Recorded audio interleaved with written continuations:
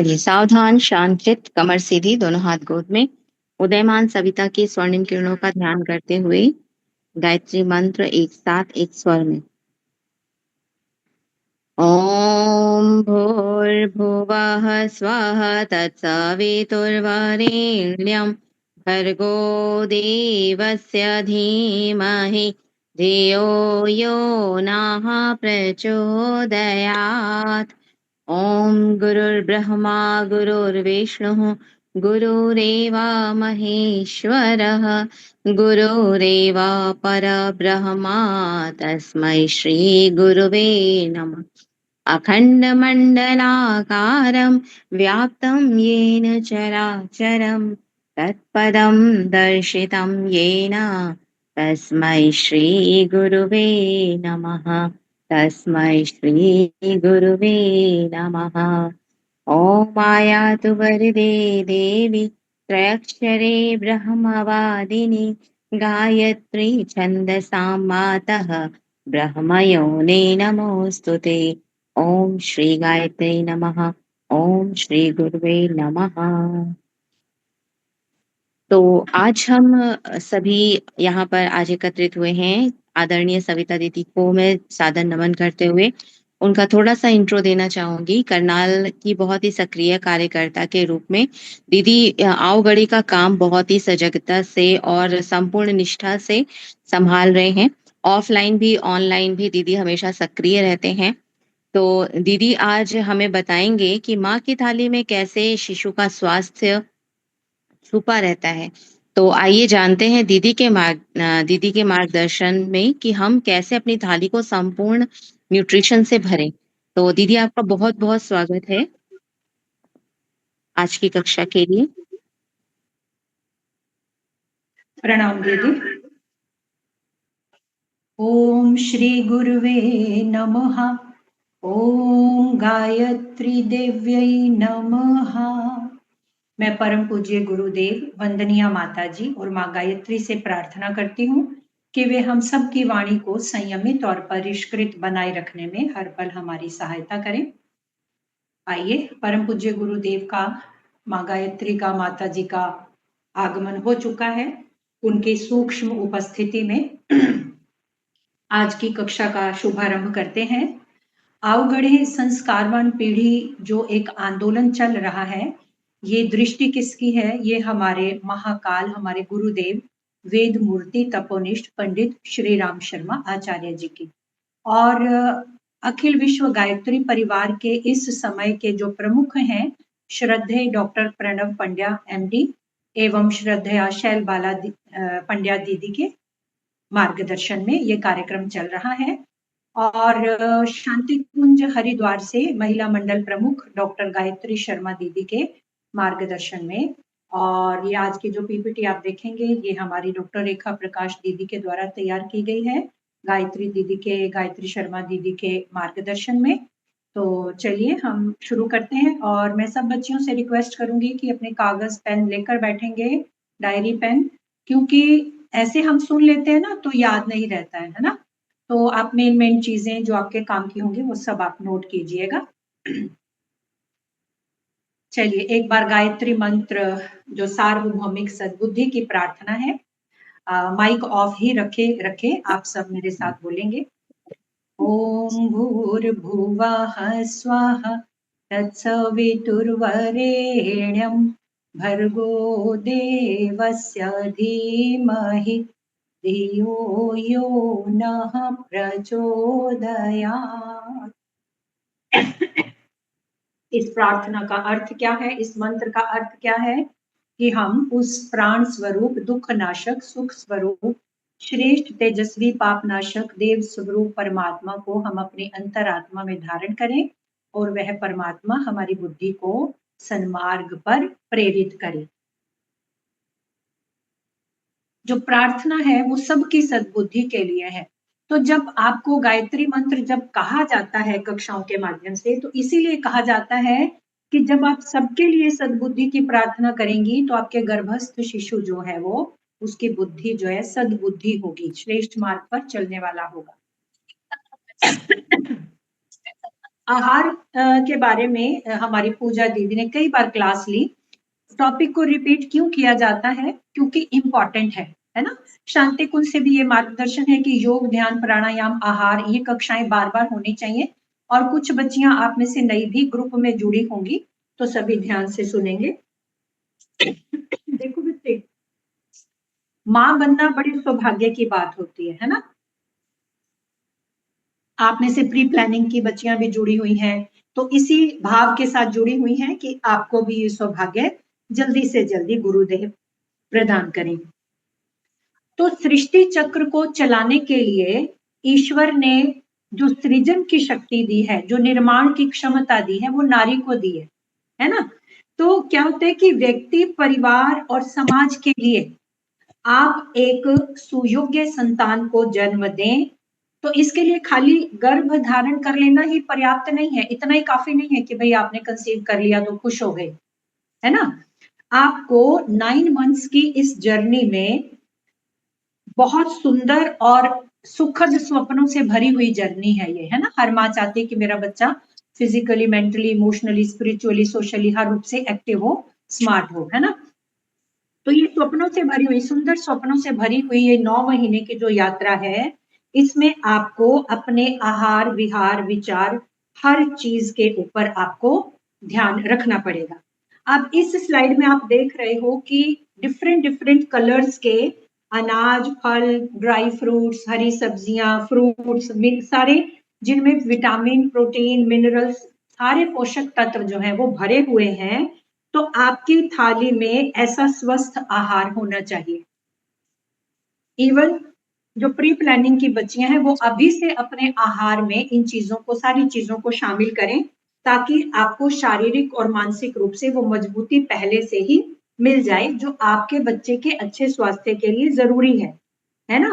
तो बच्चे का विकास सही हो और ड्यूरिंग प्रेगनेंसी आपको कोई कॉम्प्लिकेशन ना आए, कोई जटिलता ना आए, इसके लिए आपको आपका आहार जो है वो ऐसा कलरफुल होना चाहिए, प्रोटीन, विटामिन से भरा हुआ। ठीक है, अब हम बात करते हैं बैलेंस्ड डाइट की। अभी आपको बोला गया कि आपको 4 चीजों पर ध्यान देना है। आपकी डाइट, आहार, जो विहार है वो आपका लाइफ स्टाइल है, ठीक है, और जो आचार है वो आपका बिहेवियर है। आप विचारों के ऊपर, व्यवहार के ऊपर कितनी कक्षाएं होती है ना? वो इसीलिए होती है कि खान पान के साथ साथ व्यवहार को, बिहेवियर को भी ऐसा रखना है कि बच्चा भी वैसा बने। और विचार, विचार मीन्स आपकी थॉट्स, विचारों से व्यक्तित्व तक की यात्रा, ये विषय हमने काफी पहले लिया था, इस कक्षा में पूरा टॉपिक हुआ था, है ना? तो आपको अपनी डाइट, अपना लाइफस्टाइल, अपना बिहेवियर और अपनी थॉट्स, ये 4 जो स्तंभ हैं, पिलर्स हैं, किस चीज के? जिससे आपका अपना शरीर तो स्वस्थ होगा ही, आपके गर्भ में पल रही जीवात्मा का भी, आपके बच्चे का भी शरीर जो है वो हेल्दी होगा। और मन से सुंदर बच्चा, मतलब मानसिक रूप से भी बड़ा स्ट्रांग बच्चा होगा, और ये हर माँ का सपना होता है ना? तो आइए देखेंगे कि आज की कक्षा के माध्यम से, है ना, आप अपने आहार में क्या क्या चीजें शामिल करें ताकि आपका ये सपना जो है वो साकार हो। सबसे पहले हम बात करते हैं आहार एवं आयुर्वेद। आहार में आयुर्वेद में क्या बोला गया? फर्स्ट लाइन आप देखिए इस स्लाइड की। आयुर्वेद के अनुसार आहार ही औषधि है। इसका मतलब क्या हुआ कि महर्षि चरक ने इसके ऊपर चरक संहिता पुस्तक लिखी है पूरा। तो आयुर्वेद में आहार को औषधि क्यों कहा गया, इसको दवाई क्यों कहा गया? क्योंकि जो हमारा भोजन है वो केवल हमारी भूख को शांत नहीं करता कि भाई पेट भरना है चलो कुछ भी खा लिया, ऐसे नहीं। ये हमारी भूख को तो शांत करता ही है, और उसके साथ साथ ये हमें फिजिकली, इमोशनली, मेंटली स्ट्रॉन्ग बनाता है, यानी शारीरिक, मानसिक और भावनात्मक स्तर पर ये हमें स्वास्थ्य देता है, हेल्थ देता है, गुड हेल्थ देता है। खाली शरीर को ही तो पोषण नहीं देना ना, सूक्ष्म शरीर है, कारण शरीर है, सबको पोषण देना है ना। तो इसको औषधि कहा गया। अब देखो, अगर हमें कोई प्रॉब्लम होती है, हम डॉक्टर के पास जाते हैं, तो जब वो हमारी फिजिकल प्रॉब्लम को समझ लेता है तो वो हमको दवाई देता है ना? दवाई देता है और साथ में हमको ये गाइड करता है कि दवाई कब लेनी है, दिन में कितनी बार लेनी है, खाना खाने से पहले लेनी है या बाद में, और कितनी मात्रा में लेनी है, बताते हैं ना। अब हम अपनी मर्जी से थोड़ी है कि तीनों डोज जो है वो एक ही टाइम पे खा जाएंगे, तो उसके निर्देश के अनुसार चलते हैं। म्यूट रखिए प्लीज।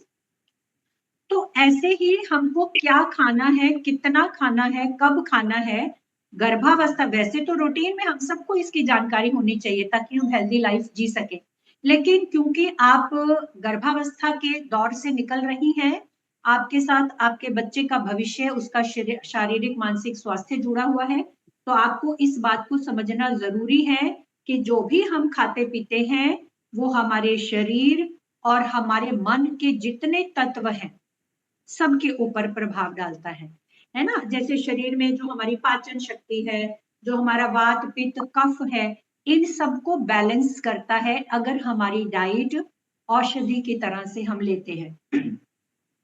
तो अगर आपको पूरी गर्भावस्था की जर्नी में बिल्कुल निरोग रहना है, यानी कोई प्रॉब्लम, फिजिकल प्रॉब्लम ना आए और आपका बच्चा भी हेल्दी हो, तो आपको अपने खान पान के ऊपर और किस समय खाना है, कितना खाना है, ये सब आपको पता होना चाहिए।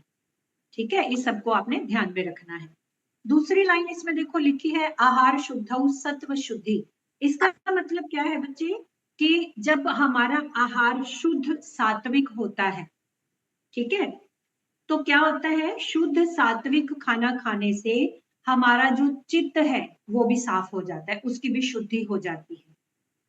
अगर चित्त शुद्ध होगा, माँ का चित्त शुद्ध होगा, तो जो गर्भ में पल रहा बच्चा है, आपके बच्चे का चित्त भी शुद्ध होगा, पवित्र होगा। शुद्ध मतलब साफ सुथरा पवित्र, है ना। तो उससे क्या होगा, जब बच्चे का चित्त शुद्ध होगा तो उसकी जो बुद्धिमत्ता है, उसकी बुद्धि का विकास सही होगा, और उसकी जो मेमोरी पावर होती है ना, याद रखने की शक्ति, वो बढ़ती है। ठीक है, तो आहार अब सात्विक कैसे होगा, इसकी चर्चा हम आगे वाली स्लाइड्स में करेंगे, लेकिन यहाँ पर आपको ये समझना जरूरी है कि आहार का मतलब सिर्फ ये नहीं है कि थाली में जो रखा खा लिया।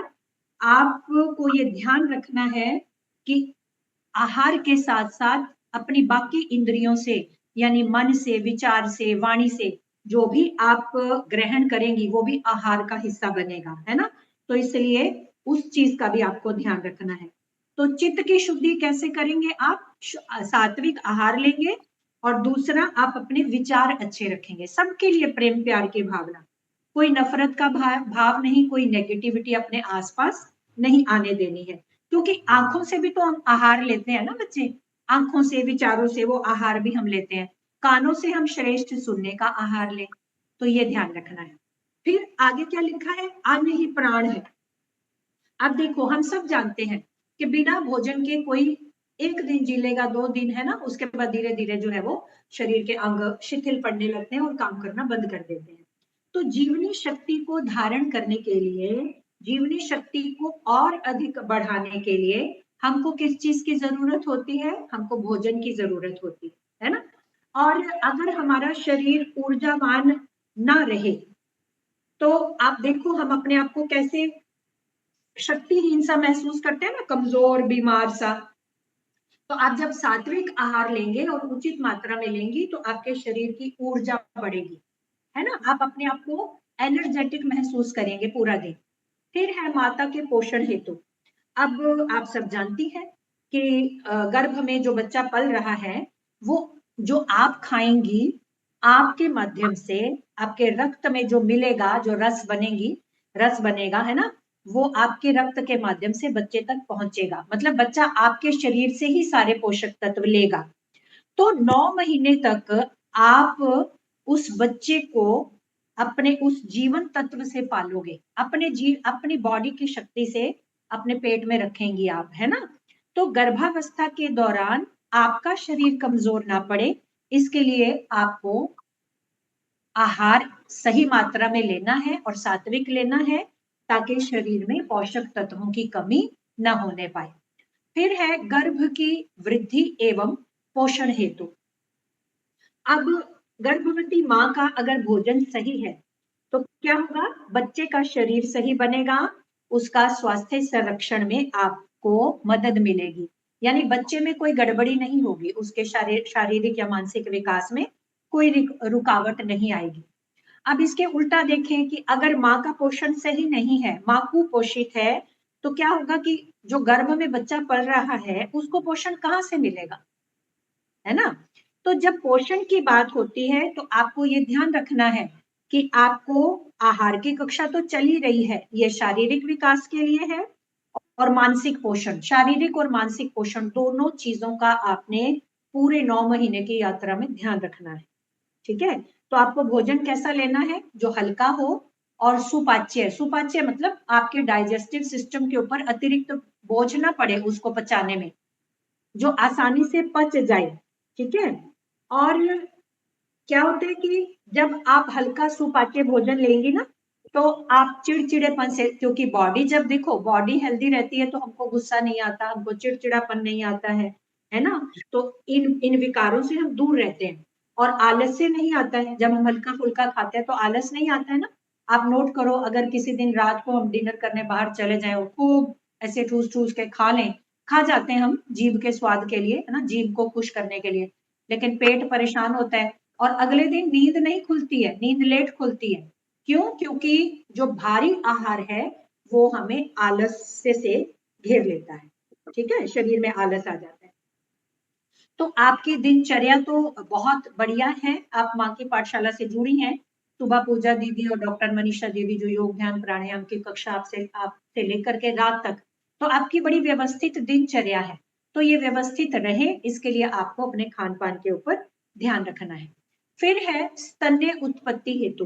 अब आप सब जानते हैं कि डिलीवरी के बाद बच्चे की जो फर्स्ट डाइट होती है, सबसे बढ़िया जो बोला जाता है वो होता है माँ का दूध, है ना। तो जब माँ के माध्यम से बच्चा पोषित होता है, तो क्या होता है कि जब आपके स्तन में दूध का निर्माण सही मात्रा में होगा, उसकी उत्पत्ति होगी, तो आप अपने बच्चे को वो डाइट दे पाएंगी ना, है ना। और वो कब देंगी, जब आप गर्भावस्था, आज से ही, अभी से आप उचित आहार लेंगी, और आप माँ का जो दूध होता है वो बच्चे के लिए अमृत के समान होता है। तो स्तन्य उत्पत्ति हेतु आपको अपने आहार के ऊपर पूरा ध्यान रखना। नेक्स्ट स्लाइड देखते हैं। अब गर्भ धारण के पूर्व ही स्वस्थ आहार, ये बात हो रही है प्री प्लानिंग की बच्चियों के लिए जो जुड़ी हुई हैं। तो बच्चे, आपको अभी से अपने आहार के ऊपर ध्यान देना है। ऐसा नहीं कि आप सारे परिवार का तो ध्यान रख रही हैं लेकिन अपने आप को आप निग्लेक्ट कर रही हैं, इग्नोर कर रही हैं, या फिर ये सोचते हैं चलो जब कंसीव करेंगे तब देखेंगे आहार अच्छा अच्छा खाना है। ऐसा नहीं, आपको अभी से अपनी वो शारीरिक ऊर्जा बनाए रखने के लिए अपने स्वस्थ आहार के ऊपर ध्यान देना है। और अपने शारीरिक और मानसिक पोषण का, ये तो बार बार आपको क्लास में बोला ही जाता है ना। आहार की मात्रा और गुणवत्ता, इसका मतलब क्या हुआ कि जो भोजन आप खा रही हैं उसकी क्वालिटी क्या है और उसकी क्वांटिटी क्या है। मात्रा मतलब क्वांटिटी, कितनी मात्रा में खाना है, और गुणवत्ता मीन्स क्वालिटी, किस क्वालिटी का खाना है। ठीक है, तो आपको ये ध्यान रखना है कि मूलभूत और अतिरिक्त पोषक तत्व जो हैं वो आपकी भोजन की थाली में होने चाहिए। ठीक है, ताकि उस भोजन से आपकी अपनी जीवनी शक्ति और आपका उत्साह, आपका वो जोश जो है वो बना रहे। दूसरा क्या होता है कि जो अतिरिक्त पोषक तत्व हैं, जैसे विटामिन डी है, B12 है, फॉलिक एसिड है, ये आपकी गायनी भी आपको सजेस्ट करती होगी, है ना, ये आपको लेना है। तो डिलीवरी के टाइम, प्रसव के दौरान शक्ति, प्राण शक्ति एवं उत्साह हेतु, इसका क्या मतलब है कि डिलीवरी के टाइम बॉडी को बहुत एनर्जी चाहिए होती है ना। तो उस समय आपकी एनर्जी कम ना पड़े, आपका उत्साह, आपका जोश, आपकी प्राण शक्ति में कोई कमी ना आए, इसके लिए आपको उचित खान पान अपना अभी से रखना है। और ये ध्यान रखना है आपको कि एक समय में बहुत ज्यादा नहीं खाना, भूख से थोड़ा कम।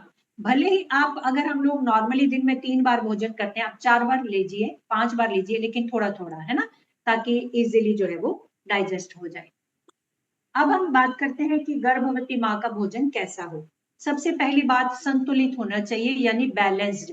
ये नहीं है कि आप एक दिन तो आप पूरा फ्राइड ही खा रहे हो, है ना, भाई तला भुना ही खा रहे हो तो उसमें फैट ज्यादा हो गया, ऐसे नहीं। आपकी थाली में प्रोटीन, कार्बोहाइड्रेट्स, वसा, विटामिन 4x4x1 और थोड़ा सा विटामिन, ये इसमें रेशो बताया गया है, ठीक है, ये होना चाहिए। सबसे पहले हम बात करते हैं, नीचे देखो सात्विक लिखा है। सात्विक आहार कैसा होता है? इसके 3 पार्ट्स है बच्चे, सतोगुणी, रजोगुणी और तमोगुणी।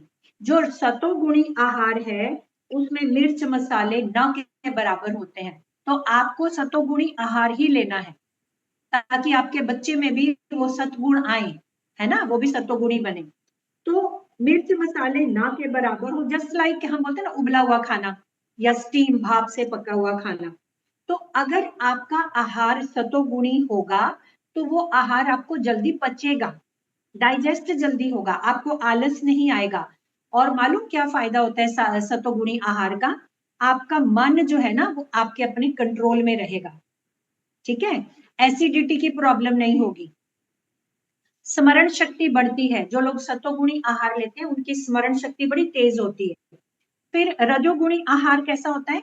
रजोगुणी आहार में थोड़ा तेल होता है, हल्के मसाले होते हैं, ऊर्जा तो देता है लेकिन चिड़चिड़ापन बढ़ाता है। और तमोगुणी तो बिल्कुल हम कहेंगे निकृष्ट कोटि का, जिसमें बासी खाना जैसे फ्रिज में रखा हुआ कई दिन, 2 दिन का पुराना या 1 दिन पुराना, है ना, या फिर बहुत खट्टा, या फिर मिर्च मसाले इतने तेज, तेल उसमें ज्यादा हो। म्यूट कर लो बच्चे, म्यूट कर लो प्लीज, ऐसे ना लिंक टूट जाता है ना बच्चे बोलने वाले का, प्लीज। तो फ्राइड है, जैसे तला भुना है, ठीक है, या कई बार क्या करते हैं आलस के मारे, चलो इकट्ठा आटा गूंद के रख देते हैं, है ना, तो वो बासी हो गया, वो आपको ड्यूरिंग प्रेगनेंसी नहीं खाना। आटा जो है वो ताजा गूंदा हुआ होना चाहिए। अच्छा, पहले की बनी हुई सब्जी बच जाती है, हम रख देते हैं, कल खा लेंगे, रात को खा लेंगे, ठीक है। तो ये जो है, ये चीजें तमोगुणी है। ये क्या करती हैं? नींद प्रॉपर नहीं आती है, ठीक है, आलस घेर जाता है, लापरवाह बन जाते हैं, असभ्यता आ जाती है। जैसे रावण का हम कहें, कुंभकर्ण का तामसिक आहार था, है ना, तो 6 महीने सोया रहता था, ठीक है। तो तमोगुणी आहार से आपने बचना है ताकि आपका बच्चा भी उस बेकार वाले भोजन को खाने का आदी ना बने।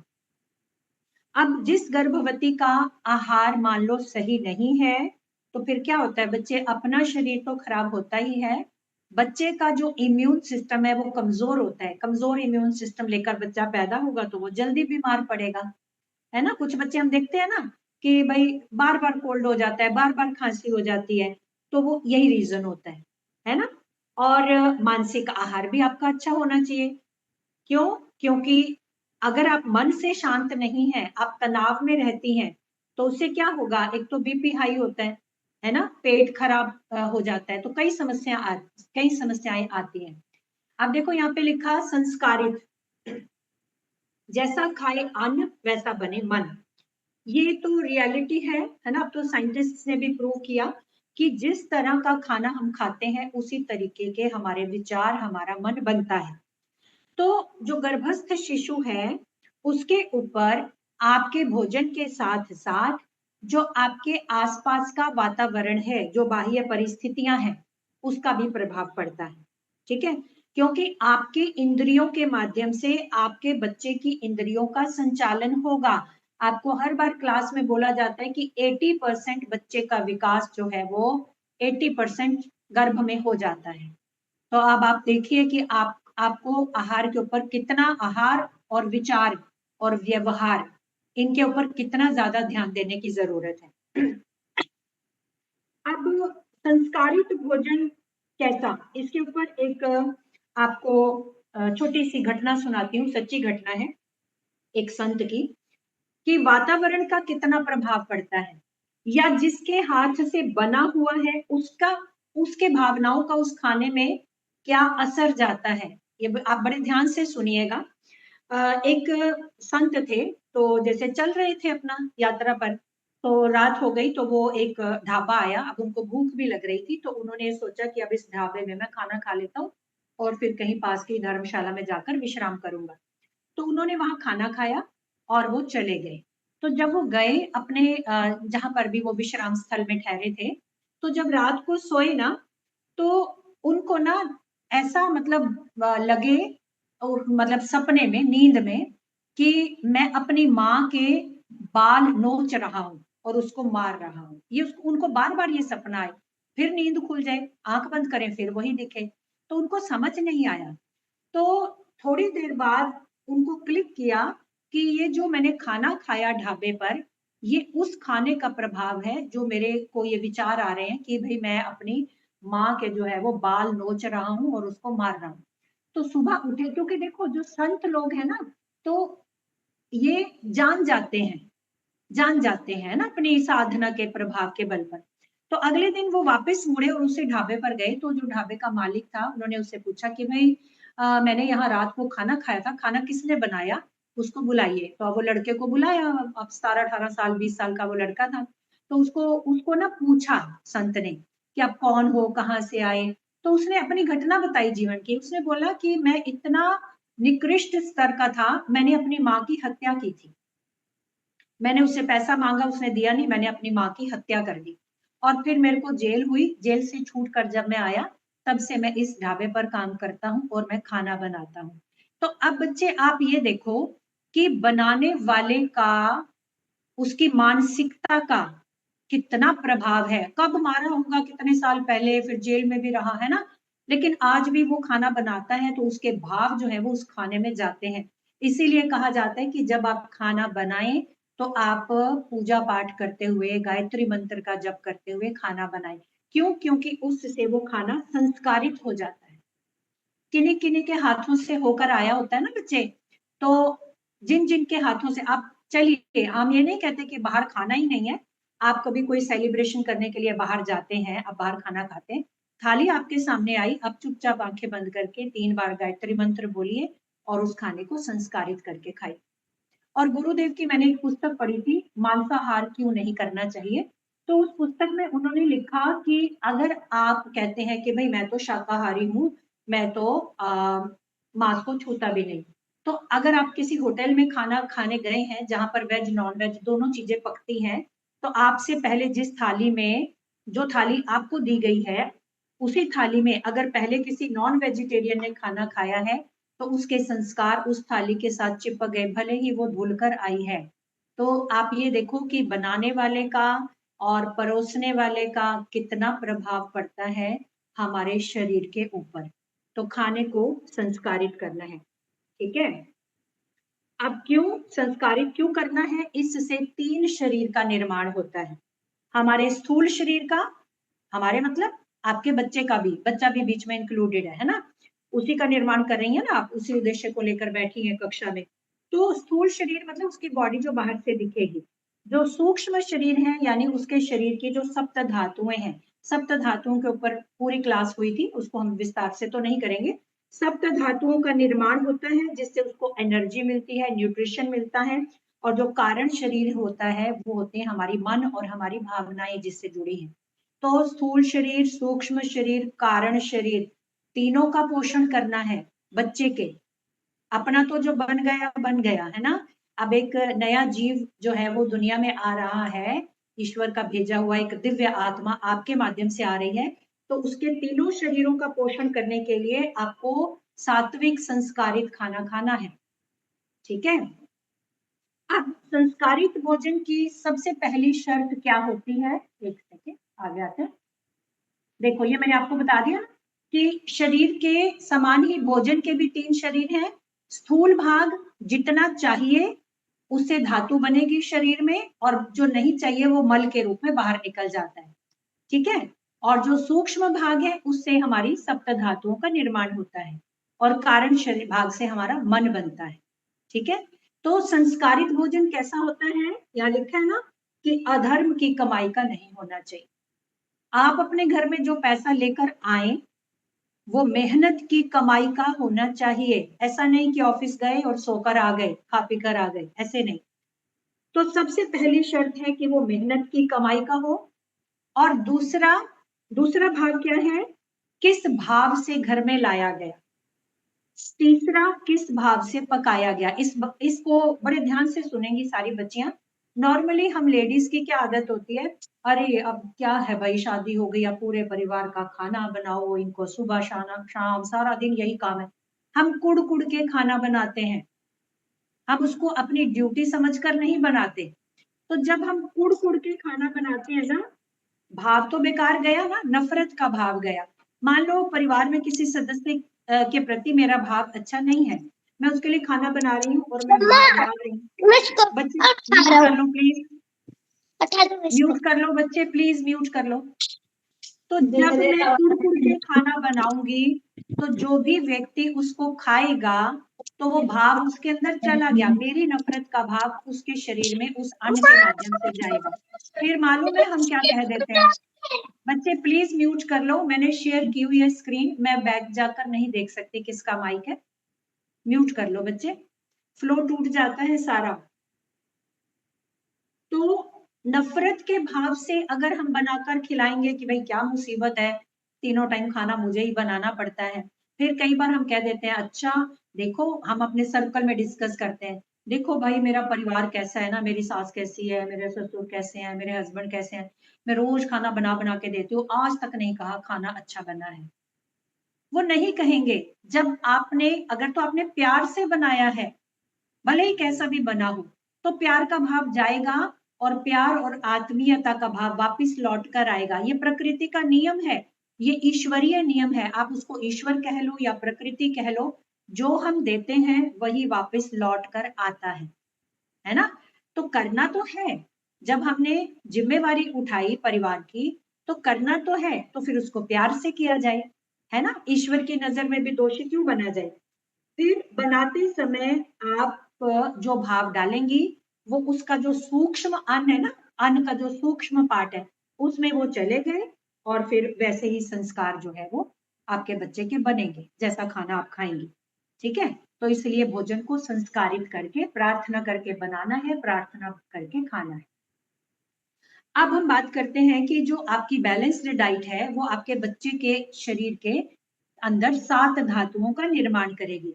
रस धातु क्या होती है, बॉडी में जो प्लाज्मा होता है, ठीक है।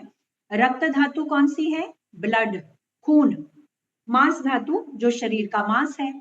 मेद क्या होता है, जो फैट होती है बॉडी के अंदर, जिसको हम वसा भी बोलते हैं। अस्थि मतलब बच्चे की हड्डियां। मज्जा मतलब जो बोन मैरो होता है, हड्डियों के बीच जो खोखला पार्ट होता है ना थोड़ा थोड़ा, उनके अंदर बोन मैरो होता है। और शुक्र धातु क्या होती है, हमारा रिप्रोडक्टिव सिस्टम, रिप्रोडक्टिव टिश्यूज, है ना, जिसकी हेल्प से आपने गर्भ धारण किया है। तो बच्चे की इन 7 धातुओं का निर्माण स्वस्थ रूप से हो, इसके लिए आपको बैलेंस्ड डाइट लेना जरूरी है। इसको हम डिटेल में नहीं करेंगे, पहले कर चुके हैं एक क्लास में, ये बहुत इंपॉर्टेंट है, बड़े ध्यान से सुनेंगे सब बच्चे। Gut brain connection. गट क्या होता है, ये है हमारी इंटेस्टाइन, हमारी आंत, ठीक है, जहां पर भोजन जाता है। और माइंड, ब्रेन क्या है, हमारा माइंड, हमारा मस्तिष्क। तो हमारे गट और ब्रेन का बड़ा स्ट्रॉन्ग कनेक्शन है, इनके बीच में कम्युनिकेशन होता है। कैसे कम्युनिकेशन होता है, जो कम्युनिकेशन का सिस्टम है ना, इसको बोलते हैं गट ब्रेन एक्सिस। आप देखिए कि ये कनेक्शन जो है, ये 2 तरीके से काम करता है। पहले हम बात करते हैं फिजिकली, शारीरिक संबंध क्या है इसका।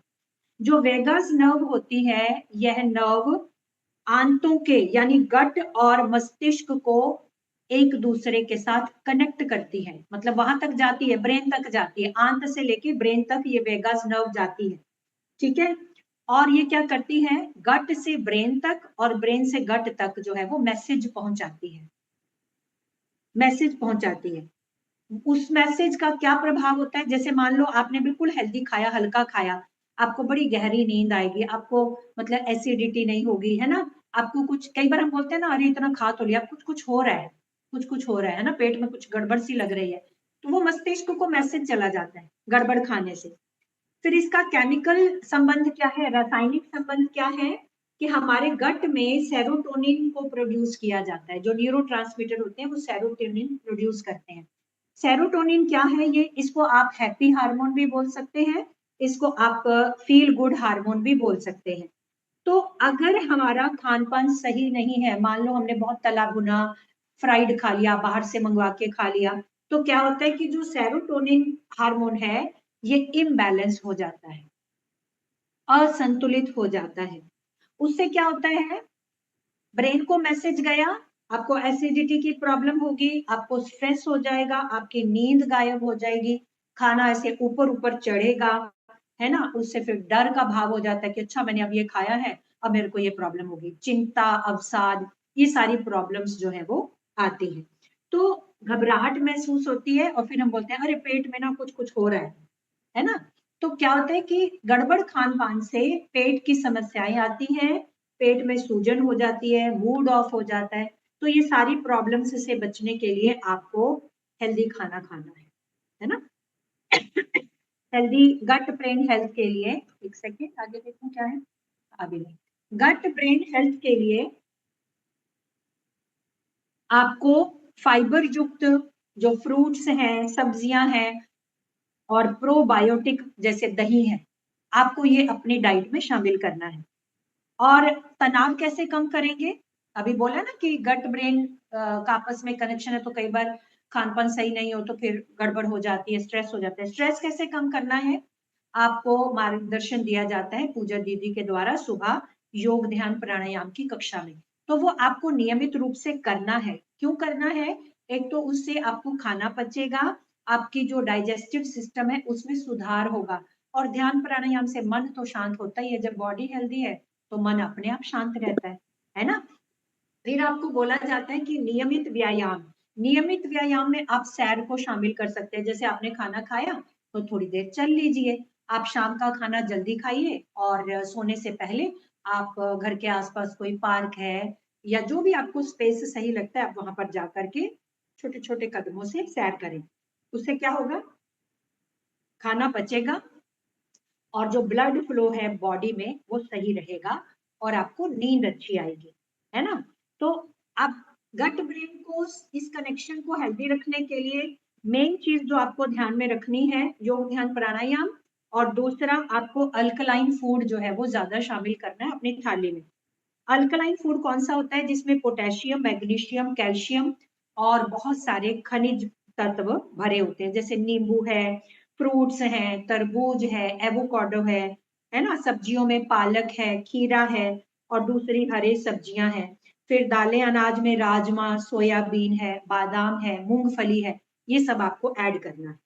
और एसिडिक फूड होते हैं, ऐसा कहा जाता है कि आपकी थाली में 80% से ऊपर ही अल्कलाइन फूड होना चाहिए। एसिडिटी वाले जो फूड है ना, एसिडिक फूड, वो होते हैं, एक तो मांस होता है, अंडे हैं, सोडा, पास्ता और कॉफी, शक्कर, है ना, कोल्ड ड्रिंक्स, ये सब जो है ये एसिडिक फूड है। तो ये आपको अवॉइड करना है, ये नहीं लेना है।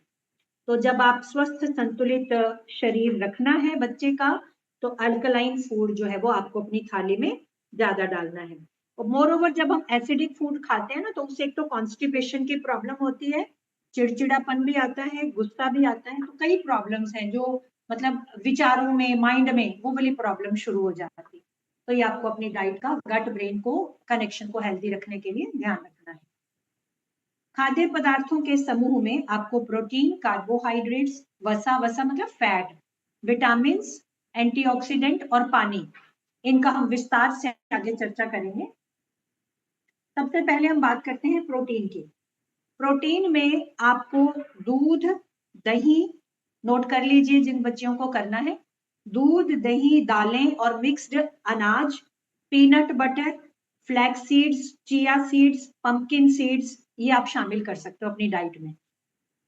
एक ना सियातिन सीड्स होते हैं, इसमें लिखा भी हुआ है, सियातिन सीड्स होते हैं, गेहूं का ग्लूटेन होता है ये।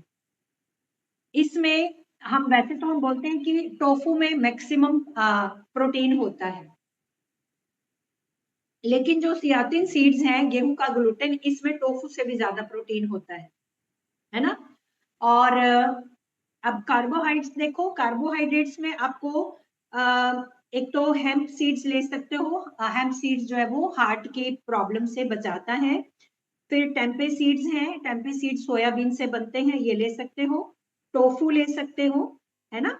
टोफू कैसे बनता है, सोयाबीन के दूध को जमाकर वो सॉफ्ट सा हो जाता है और प्रोटीन इसमें मैक्सिमम होता है। चिया सीड्स ले सकते हो, और जो पहाड़ी बादाम होते हैं ना, जिसको हेजलनट बोलते हैं, इसमें विटामिन ई बहुत ज्यादा होता है, वो ले सकते हो। वॉलनट ले सकते हो, अखरोट, ये आपको सूक्ष्म नाश्ते में दीदी बोलती हैं, पूजा दीदी, कि आप भिगा करके इसको रात को रखें और सुबह खाएं, है ना। क्यों? क्योंकि ये बच्चे के दिमाग के लिए और उसके हार्ट के लिए बहुत बढ़िया है। अखरोट में omega 3 fatty acid, antioxidants, fibre, vitamin और खनिज भरपूर मात्रा में होते हैं। ब्रेन की शेप में होता है ना, अगर साबुत निकाल के देखो ब्रेन की शेप होती है, तो ब्रेन के लिए तो बेस्ट है ये, ठीक है। और ये हमारे कोलेस्ट्रॉल को भी कंट्रोल करता है, ब्लड प्रेशर को कंट्रोल करता है, स्किन को हेल्दी बनाता है, और हमारी जो डाइजेस्टिव सिस्टम है उसमें सुधार करता है, ठीक है। लेकिन आपको ये चीज ध्यान रखनी है कि आपको सीजनल और रीजनल खाना है ना। मतलब वो पैक के जो पैक बंद आते हैं ना, डिब्बा बंद, वो वाली चीजें नहीं खानी है, क्योंकि उसमें प्रिजर्वेटिव होते हैं, वो फिर बच्चे को नुकसान करेंगे। कार्बोहाइड्रेट्स में देखो यहाँ लिखा है बिना पॉलिश का चावल।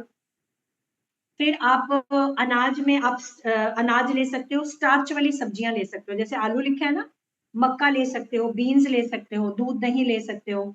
अच्छा, ओट्स अच्छे हैं, किनुआ, किनुआ भी अच्छा है इसके लिए। सेब है, केले, चेरी, शकरकंदी, चुकंदर, चने में भी होते हैं कार्बोहाइड्रेट्स, तो ये आप अपनी डाइट में शामिल कर सकते हो। फिर कार्बोहाइड्रेट मीठे जो पेय पदार्थ होते हैं ना, ड्रिंक्स, कोल्ड ड्रिंक्स वगैरह, सोडा, जूस, इनमें भी बहुत ज्यादा होता है, लेकिन ये आपको नहीं लेना। जैसे कुकीज है, कैंडी है, ये आपको क्यों नहीं लेना है? क्योंकि इनमें शुगर बहुत ज्यादा होती है, ठीक है। तो ये आपको maximum, excess of everything is bad ना, तो ये चीजें वैसे भी एसिडिक हैं, तो ये चीजें आपको सोडा, पास्ता, जूस वगैरह ये सब नहीं लेना। फ्रेश फ्रूट जूस ले सकते हैं, हाँ, डिब्बा बंद जूस नहीं पीना है, ठीक है। अच्छा, आलू के चिप्स में बहुत ज्यादा कार्बोहाइड्रेट होता है, लेकिन उसमें नमक भी ज्यादा होता है, तो वो आपको अवॉइड करना है। उसकी जगह आप अंकुरित अनाज लीजिए, है ना, स्प्राउट्स, दाल भिगो के, चने भिगो के रखो, एक दो दिन में, गर्मी में तो बहुत जल्दी स्प्राउट्स निकल आते हैं, फिर उसको स्टीम से तैयार करके उसमें हल्का सा काला नमक डालिए, काली मिर्च डालिए, नींबू डालिए, और टेस्टी सा अपने टेस्ट के अकॉर्डिंग बना के आप उसको खा सकते हैं, ठीक है। उसके बाद वसा जो है, दिन में लगभग 5 टेबल स्पून, पूरे दिन में, ठीक है, 5 टेबल स्पून। और जो सेचुरेटेड फैट होता है, जमने वाला, वो हेल्थ के लिए ठीक नहीं होता, तो वो आपको अवॉइड करना है। इसमें कोकोनट ऑयल है, जैसे पाम ऑयल है, ये जम जाते हैं, तो जमने वाली फैट जो है वो आपको, क्योंकि ये कोलेस्ट्रॉल बढ़ाती है ना, और ये हार्ट प्रॉब्लम्स का भी कारण बनती है, तो वो आपको अवॉइड करना है, ठीक है। और जो अनसेचुरेटेड है, यानी ना जमने वाले जो ऑयल हैं, वो हेल्थ के लिए ठीक है। इसमें आप ले सकते हो, जैसे हार्ट के लिए भी अच्छा है, और आप इसमें ले सकते हो, एक तो देखो अनसेचुरेटेड फैट जो है ना, वो एवोकाडो में होती है, नट्स में भी होती है। आपको सुबह जो सूक्ष्म नाश्ते के लिए कहा जाता है, उसमें अनसेचुरेटेड फैट होता है, जो आपकी बॉडी के लिए अच्छा है। फिर चिया सीड्स में भी होता है, गाय के दूध में होता है, गाय के दूध में, या गाय के दूध से जो घी बनता है उसमें होता है, तो ये हेल्थ के लिए बहुत अच्छा है, ठीक है। सरसों का तेल है, ऑलिव ऑयल है, कनोला है, ये सब ठीक है।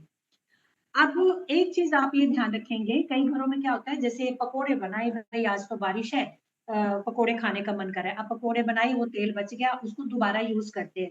तो एक बार का गर्म किया हुआ तेल आपको दोबारा यूज नहीं करना, क्योंकि उसमें ट्रांस फैट्स, फ्री रेडिकल्स और जहरीले पदार्थ बन जाते हैं, जो आपके बच्चे के लिए और आपके लिए बहुत ज्यादा हानिकारक होंगे। तो उसको आपने एक बार बॉयल किए हुए, गर्म किए हुए तेल को दोबारा यूज नहीं करना है, ठीक है। अब हम बात करते हैं पानी की। जल जीव सृष्टि का प्राण है, पानी के बिना तो देखो हम कल्पना भी नहीं कर सकते, है ना। सारा घर का काम, हमारी बॉडी, है ना, हमारी बॉडी में मैक्सिमम जो है वो जल जल तत्व है। तो ताजा शुद्ध स्वच्छ जल सुबह 3 गिलास पानी धीरे धीरे घूंट घूंट करके पिए, ताकि उसमें लार अच्छे से मिल जाए, और पूरे दिन भर में 8 से 10 गिलास पानी ये आपको पीना है। यहाँ विटामिन के लिए लिखा हुआ है मूंगफली, चना, मूंग, ये आप स्प्राउट्स की फॉर्म में ले सकते हैं, है ना। अब क्या रहता है कि जो जल है, ये हमारा प्राण है।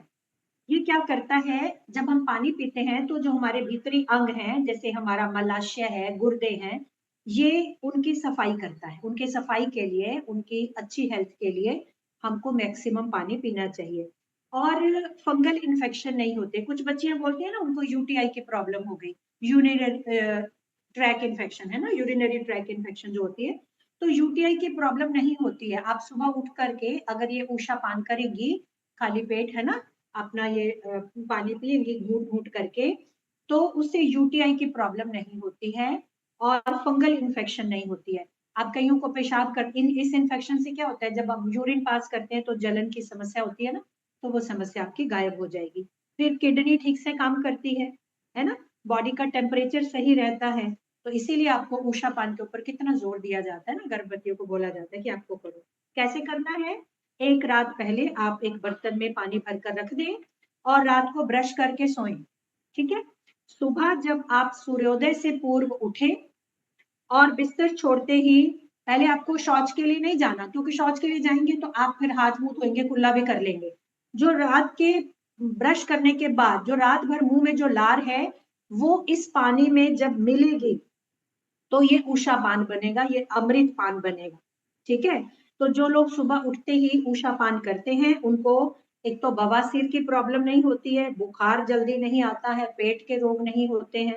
ठीक है। यूटीआई का तो मैंने आपको बता ही दिया कि ये प्रॉब्लम नहीं होती है।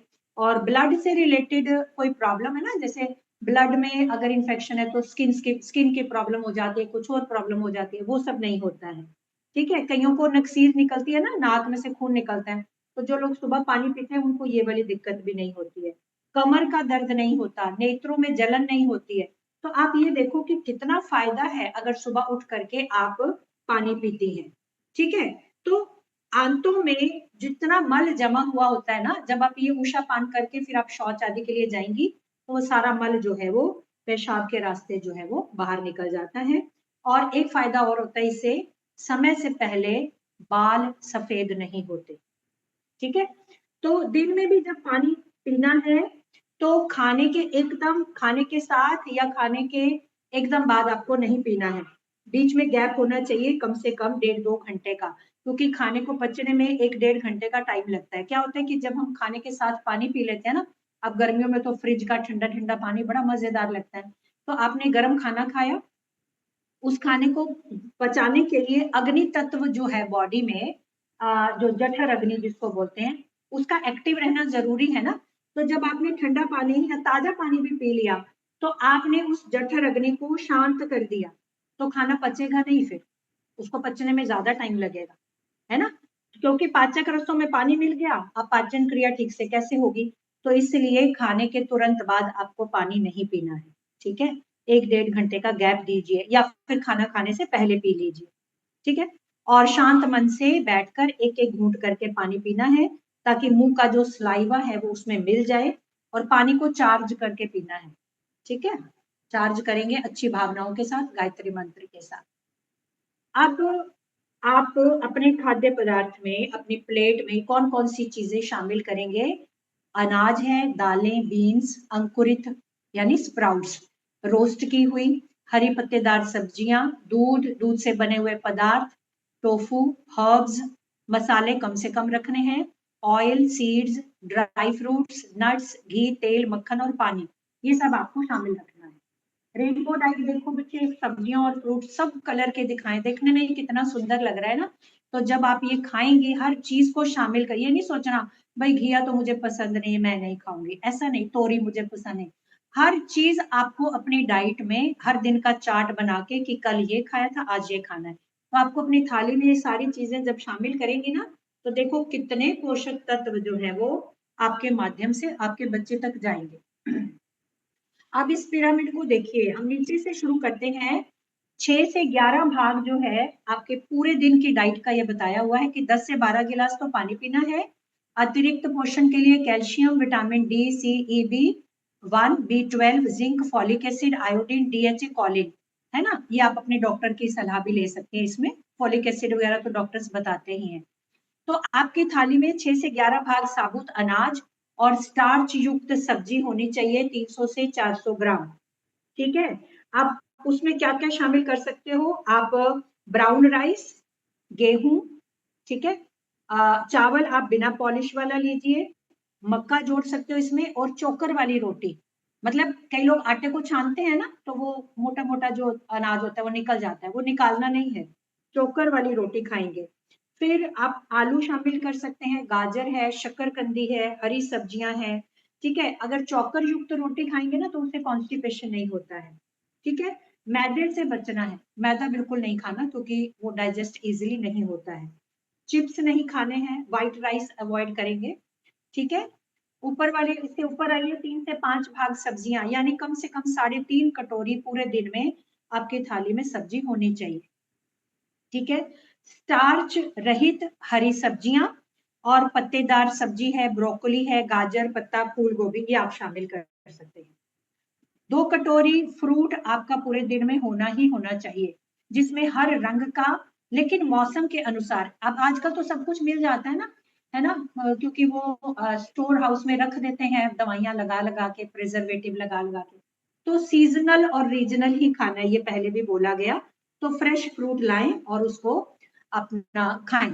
ठीक है, और साबुत खाना है, जूस निकाल के नहीं, साबुत खाएंगे तो उससे फाइबर भी मिलेगा। ठीक, उसके बाद 4 भाग जो है वो आपके खाने में दूध और दूध से बनी हुई चीजें, यानी 3.5 प्याले दिन में ये आपके पास होना, जिसमें आप दही है, पनीर है, सोया है, टोफू है, ये आप शामिल कर सकते हैं। ठीक है, और जो प्रोटीन है वो 1 कटोरी, जिसमें बीन्स हैं, मटर, मेवा, दालें, राजमा, मसूर, टोफू। मांस से बचना है, क्यों बचना है इसकी आगे चर्चा करेंगे अगली स्लाइड में। तो इसके बाद ऊपर देखिए, चीनी, चीनी जो है 4 से 5 चम्मच आपके डाइट में पूरे दिन में होनी चाहिए। लेकिन चीनी वाले शरबत जो पहले बोला गया, कोल्ड ड्रिंक्स वगैरह जो मार्केट की बनी होती है, नींबू पानी ले सकते हो आप, घर का बना हुआ, है ना, ग्रीन टी ले सकते हो, पानी बहुत ज्यादा पियो, ये सब आपने ध्यान रखना है। ठीक है, 4 से 5 चम्मच जो चीनी है, आप देसी खांड का प्रयोग करो। कोल्ड ड्रिंक तो अवॉइड करनी ही करनी है। और जो ऑयल है फैट के लिए, वो 10 से 15 ग्राम पूरे दिन में, ठीक है, 5 टेबल स्पून पूरे दिन में आपके खाने से के माध्यम से आपको मिलना चाहिए। गर्भावस्था के जो 4 स्तंभ हैं, पिलर्स हैं, सबसे पहले हम बात करते हैं डीएचए की। डीएचए एक्चुअल में क्या है, ये है ओमेगा 3 फैटी एसिड है। ये क्या करता है, ये बच्चे का जो ब्रेन है ना, उसको हेल्दी बनाने के लिए हेल्प करता है। और जो बच्चे का तंत्रिका तंत्र है, नर्वस सिस्टम, और उसकी आंखों के लिए ये बहुत ज्यादा हेल्पफुल है। स्रोत इसके क्या क्या हैं, संतरा, दूध, ये आप ले सकते हो, अपनी डाइट में शामिल कर सकते हो, है ना, दही है, अखरोट जो आप सूक्ष्म नाश्ते में लेते हो, अलसी, चिया सीड्स, इनमें ये पाया जाता है डीएचए। ठीक है, और कनोला ऑयल में भी होता है ये, और हेम पालक में भी होता है, अंकुरित अनाज में भी होता है। ठीक है, अब आयोडीन की बात करते हैं। आयोडीन क्या हेल्प करता है, ये हमारे थायराइड हार्मोन को बनाने में हेल्प करता है ना। तो जो थायराइड हार्मोन है, ये आयोडीन से बनता है, और ये हमारे शरीर को ऊर्जा देता है, एनर्जी देता है, और बच्चे का जो नर्वस सिस्टम है उसको हेल्दी बनाता है, और बच्चे के ब्रेन के विकास में मदद करता है। तो गर्भावस्था में ये आपको दूध, दही और आयोडीन युक्त नमक है, अनाज है, इनके माध्यम से आप ले सकते हो। ठीक है, इसमें ब्राउन राइस में भी होता है, स्ट्रॉबेरी में होता है, अनानास में भी पाया जाता है, बीन्स में होता है। अगर आयोडीन की मात्रा आप उचित मात्रा में लेंगी, तो ना तो आपको थकान होगी, ना आपका वजन बढ़ेगा, थायराइड ग्रंथि सही रहेगी। और अगर उचित मात्रा आयोडीन की नहीं है तो इसका उलट होगा, वजन बढ़ेगा, थकान होगी, थायराइड ग्रंथि बढ़ जाएगी, जिससे शिशु की जो बौद्धिक क्षमता है, यानी उसकी बुद्धि का विकास जो है, उसमें बाधा पड़ती है। ठीक है, उसके बाद हम आयरन की बात करते हैं।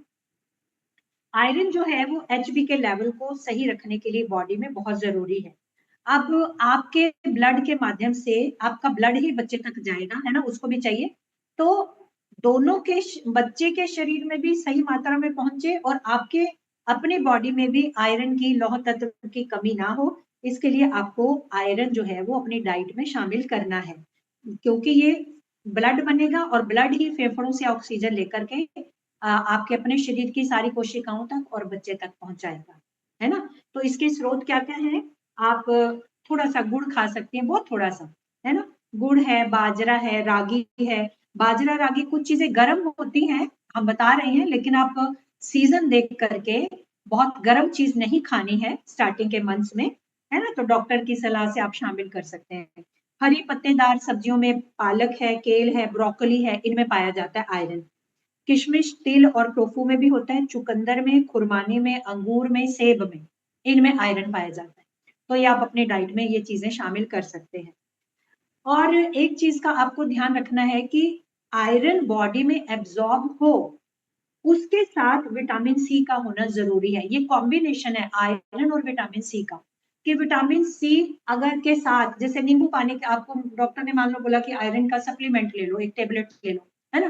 तो आप टेबलेट लेती है तो आप नींबू पानी के साथ लीजिए, वो आपकी बॉडी में पूरा अच्छे से अवशोषित होगा, फिर एब्जॉर्ब होगा, ठीक है। आंवला खा सकते हो, टमाटर ले सकते हो, खट्टे फल है, संतरा ले सकते हो, कोई भी खट्टी चीज आप उस साथ में शामिल कर सकते हैं।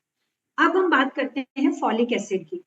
फॉलिक एसिड न्यूरल ट्यूब दोष को रोकने के लिए जरूरी है। क्या होता है कि कई बार बर्थ ड्यूरिंग प्रेगनेंसी ही बच्चे में अगर फॉलिक एसिड माँ के शरीर में फॉलिक एसिड की कमी हो जाती है, तो बच्चे में जन्मजात रोग हो जाते हैं। अब न्यूरल ट्यूब डिफेक्ट क्या होता है, न्यूरल ट्यूब दोष क्या होता है कि जो मस्तिष्क है बच्चे का, यानी ब्रेन, और जो उसकी रीढ़ की हड्डी है, उसमें कॉम्प्लिकेशंस आ जाती है, उनका विकास सही से नहीं हो पाता है।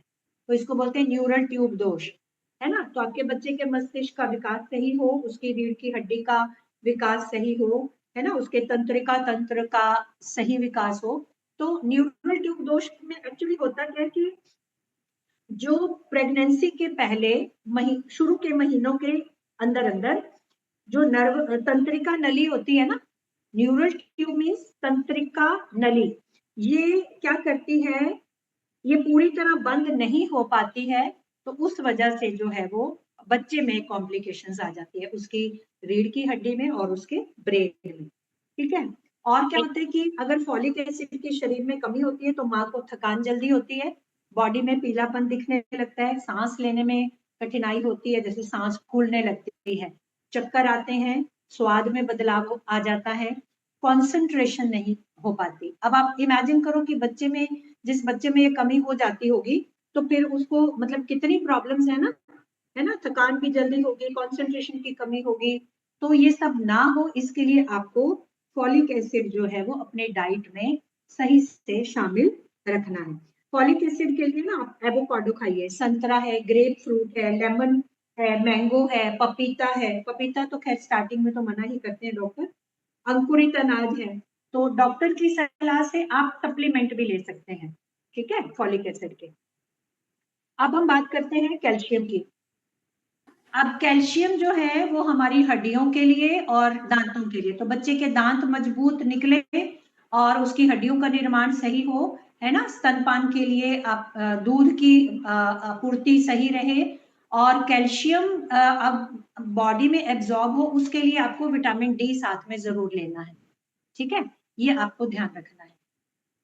कैल्शियम रिच फूड ये आपको पहले बता ही दिया, दूध, दूध से बने पदार्थ, छाछ, दही, पनीर, हरी पत्तेदार सब्जियां। विटामिन डी का जो सोर्स है सबसे बढ़िया धूप है। आप सुबह उठिए जल्दी और सूर्य सूर्य उदय के समय आप 15 से 20 मिनट अगर धूप के संपर्क में रहेंगे तो कैल्शियम अवशोषण के लिए आपको हेल्प मिलेगी। गर्भावस्था में क्या ना खाएं, एक तो आपको फ्रिज में रखी हुई बासी चीजें नहीं खानी है, कोल्ड ड्रिंक, चिकन, मटर, सिगरेट, एल्कोहल, तंबाकू, पान मसाला, ये चीजें नहीं खानी है। चाय कॉफी बहुत लिमिटेड करना है, ठीक है, क्योंकि इससे एलर्जी होने की संभावना होती है, क्योंकि देर से पचते हैं। डिब्बे में बंद खाद्य पदार्थ, मैदे से बनी हुई चीजें, तेज मसाले, तैलीय पदार्थ और ब्रेड, पिज्जा, बन, ये सब अवॉइड करना है। बैंगन, पपीता, सरसों, बाजरा, गुड़ ये गर्म होते हैं, तो ये आप अगर अपनी डाइट में रखते हैं तो डॉक्टर की सलाह से रखेंगे। अब मेन बात क्या है कि भोजन को खाते बनाते समय आप इसको ईश्वर का प्रसाद समझकर बनाएं और प्रसाद समझकर खाएं। ठीक है, इसको खूब चबाकर खाना है, खाने को पीना है, पानी को खाना है। इसका मतलब क्या हुआ कि एक और मुंह में डाला रोटी का, उसको अच्छे से चबाइए ताकि उसमें सलाइवा पूरा मिले और वो लिक्विड फॉर्म में बॉडी में जाए, और पानी को घूंट घूंट करके पीना है। ठीक है, और ये मैंने आपको बता ही दिया कि आप पानी भोजन के साथ ना करें, है ना पिए। और सूरज डूबने के पहले, यानी जो रात्रि भोजन है वो आपको सोने के 3 घंटे पहले करना है। और भोजन करते समय बड़ा मीठे प्रसन्न भाव से, कोई स्ट्रेस लेकर खाना नहीं खाना, क्योंकि स्ट्रेस का भाव फिर बच्चे तक जाएगा। तो प्रसन्न मुद्रा में बैठकर मधुर संगीत चला करके आप खा सकते हैं। ये सब तो हो गया। बलि वैश्व यज्ञ आप सबको मालूम है कि जब हम भगवान को खिलाने के बाद घर के लोगों को परोसते हैं या स्वयं खाते हैं, तो फिर वो भोजन जो है वो प्रसाद बन जाता है। तो बलि वैश्व यज्ञ अगर आप कहेंगे तो ये मैं ये वाली स्लाइड की फोटो ग्रुप में भेज दूंगी और उसमें बता दूंगी आपको कि आप उसको कैसे कर सकते हैं। अब धूम्रपान जो है, एक्चुअली तो ये बहुत बड़ा टॉपिक है, लेकिन हम इसको जल्दी से ही कवर करने की कोशिश करेंगे। धूम्रपान दो तरह से होता है। स्मोकिंग, आप कहेंगे भाई हम तो महिलाएं हैं, हम कहाँ स्मोकिंग करते हैं। अगर आपके घर में कोई करता है, आपके हस्बैंड या कोई और मेंबर, या मान लो आप सड़क पर भी खड़ी हैं और पास में खड़ा कोई अनजान व्यक्ति सिगरेट बीड़ी पी रहा है, तो जो धुआं वो छोड़ रहा है उसको आप इनहेल करेंगी, तो वो आप पैसिव स्मोकर बन गई। वो एक्टिव स्मोकर है, आप पैसिव स्मोकर बन गए। तो आपको इस चीज से बहुत दूर रहना है, क्योंकि अगर आप इस धुएं को इनहेल करती हैं तो एक तो कंसीव करने में दिक्कत आती है, एबॉर्शन की प्रॉब्लम हो जाती है, स्टिल बर्थ हो जाता है। स्टिल बर्थ मतलब बच्चे का अंदर ही, मतलब गर्भ में ही डेथ हो जाना। फिर टाइम से पहले प्रीमैच्योर बेबी हो जाता है, एक्टोपिक प्रेगनेंसी होती है। ठीक है, हार्ट डिफेक्ट आ सकता है बच्चे में। लिप लेफ्ट पैलेट क्या है कि उसके होंठ में कटा हुआ होंठ होगा, और फिर सुनने देखने में गड़बड़ हो सकती है, मेंटल डिसेबिलिटीज हो सकती हैं। ठीक है, तो ये वाली जो प्रॉब्लम्स हैं ये ना हो, इसके लिए आपको ये ध्यान रखना है कि आपने किसी ऐसे व्यक्ति के संपर्क में नहीं रहना, उसके पास खड़ा भी नहीं होना है जो इसका पान करता हो। चाय कॉफी पीने से एबॉर्शन की आशंका बढ़ती है, बच्चे का वजन कम होता है। अब ये देखो, फेटल अल्कोहल सिंड्रोम, शराब शराब देखो, चेहरे और मस्तिष्क का विकास बाधित होता है।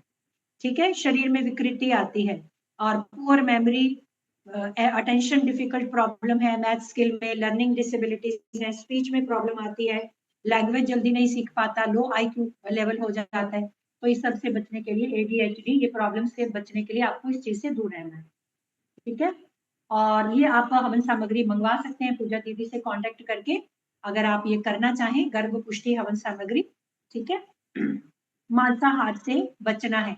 देखो बच्चे, इसको मैं जरूर बोलना चाहूंगी यहाँ पर कि कुछ बच्चियां कह देती हैं कि हम तो अंडा मांस खाएंगे क्योंकि इससे बड़ा पोषण मिलता है। तो जो मातृ तत्व है, माँ बनना, माँ की सबसे खास बात क्या होती है? माँ की सबसे खास बात होती है कि वो करुणा, दया, ममता से भरी हुई होती है। वो अपने बच्चे के लिए अपनी जान भी दे सकती है। तो बेटे, जिन जीवों को ईश्वर ने भेजा है उनको जीने का अधिकार है, तो हमारा कोई हक नहीं बनता कि हम उनको कटवा करके खाएं। अब कुछ लोग ये बोल देते हैं हमने थोड़ी मारा, वो तो मारने वाले को पाप लगेगा, हमने तो सिर्फ खाया। लेकिन काटने वाले ने उस जीव को तब काटा जब मैंने उसकी डिमांड रखी कि मुझे खाना है ना? तो आपको ये तामसिक भोजन है, ये नहीं करना है, क्योंकि इससे आपके बच्चे के अंदर डर का भाव जाएगा। जब एक जीव को काटा जाता है, आप इमेजिन करो जब हम खाना बनाते हैं, एक जब वो फूलता है ना, चपाती फूल जाती है, उसका अगर भाप जरा सी भी हाथ पे लग जाए तो जान निकल जाती है।